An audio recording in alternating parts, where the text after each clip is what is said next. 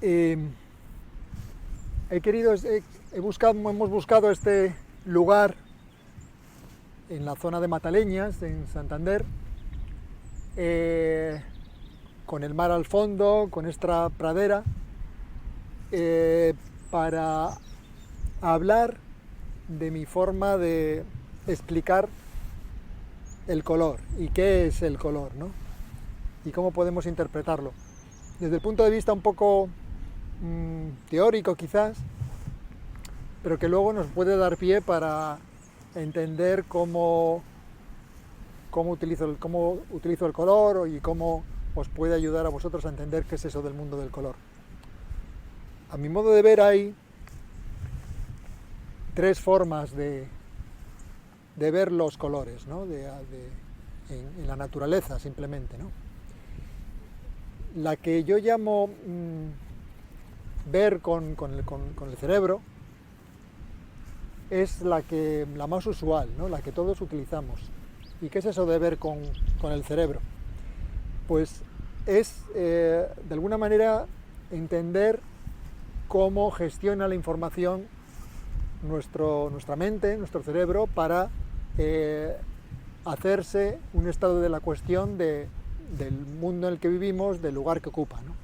Entonces esa información se suele gestionar de una manera simplificada. De alguna manera recurre como a estereotipos, a cosas, a pensamientos ya establecidos para clasificar la categoría de los elementos que componen una escena, ¿no? de un lugar, de cualquier lugar. Entonces asociamos la pradera al color verde y ya está establecido de alguna manera. El mar es azul, el cielo es azul y las montañas pues más o menos marrones. Entonces con ese sistema de códigos tan básico ordenamos la información de lo que supone un paisaje o cualquier escena, ¿no? Entonces leemos digamos, de una manera muy codificada y con códigos muy establecidos. Lo que una tela, por el hecho digamos, de estar teñida de azul, pues no cabe otra explicación que el que sea azul. Si hay un color asignado, no le asignamos otro, no nos complicamos la vida viendo más colores que los que ya están perfectamente identificables y cuantificables.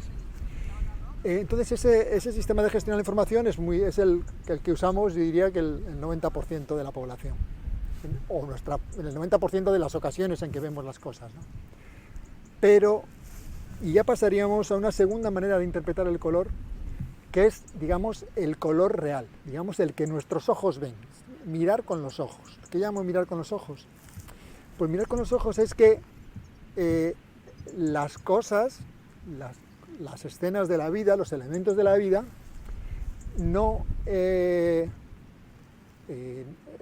los efectos lumínicos, la posición del sol, el día cambiante, las nubes, la escena, la oscuridad, la no oscuridad, todo eso, si es un anochecer, si es un atardecer, todo eso altera el color de las cosas. Altera no es que les altere, es que hace que percibamos los colores tal y cual son.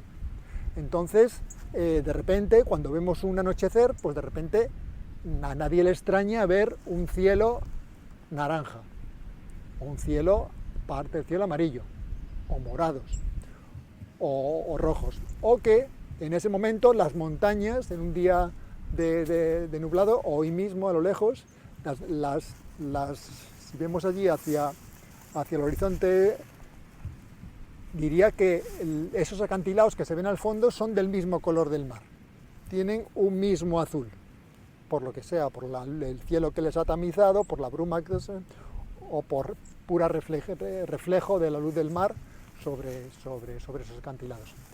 O como ahora mismo que se ha ido el sol, aparecen otros colores, ya no es ese verde que era, sino que empiezan a aparecer otro tipo de colores. O sea, si observásemos el mar en el amanecer, o ciertas zonas del mar, pues de repente Hay días en que amanece y dependiendo de dónde estás mirando el mar se ha vuelto naranja.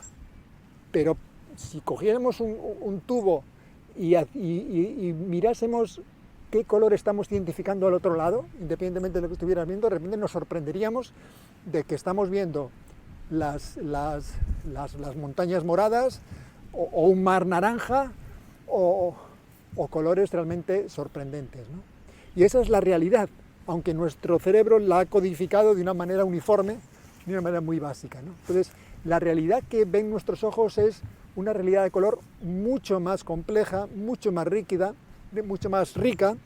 y mucho más cambiante. Y nos asombraría mucho lo que nuestros ojos ven si hacemos ese ejercicio de identificar los colores que realmente vemos a lo largo del día, a lo largo de los días. Es una realidad terriblemente, apasionantemente cambiante, que es incluso difícil trasladarla a un cuadro, ¿no? a un dibujo. ¿En qué sentido? Me pasó una anécdota. Me gusta mucho ir a pintar y a dibujar apuntes por la calle con acuarelas. Entonces había quedado con otros amigos para pintar. Fui con un amigo hace ya años y los dos nos pusimos a pintar una escena similar, ¿no? No estábamos muy lejos el uno del otro y era en la zona de Aguilar y había un paisaje a lo lejos, unas montañas, y después de haber pintado los cuadros, él estaba con un pequeño lienzo, igual llevábamos ya 1 hora pintando, 2 horas, y pues nos acercamos a ver los dibujos mutuos, ¿no? Y me dijo, estoy enfrascado en este dibujo y no me salen en las montañas, no me sale lo que tal. Y al ver mi acuarela, pues dijo, Contro, pero si qué bien te han salido, tú has pintado las montañas moradas. Y yo estoy aquí que no me salen las montañas bien, porque y él estaba empeñado a pintar las montañas marrones. Y yo lo que les dije es que son moradas. Y de repente se fijó y dijo, pues es verdad. En ese momento, por la luz del sol, por lo que sea, las montañas eran moradas. Las montañas que estaban en el horizonte estaban moradas porque estaba cayendo el día, por lo que fuese, y no las estaba viendo. Porque él estaba empeñado en que las montañas tenían que ser de un verde amarronado.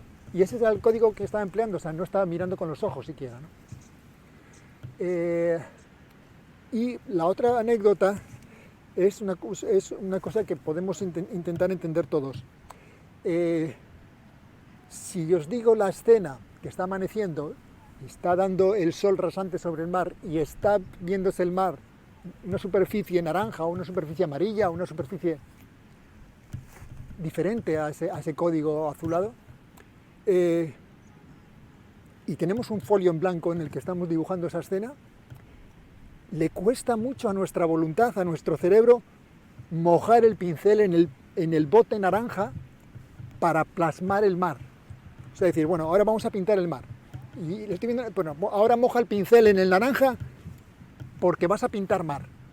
O sea, que hay unas barreras psicológicas que nos impiden incluso el hecho de ser objetivos con nuestra mirada, ¿no? Y de ver dificultad para educar nuestra mirada para ver la realidad y lo sorprendente que sería nuestra realidad cuando la trasladas al lienzo, ¿no?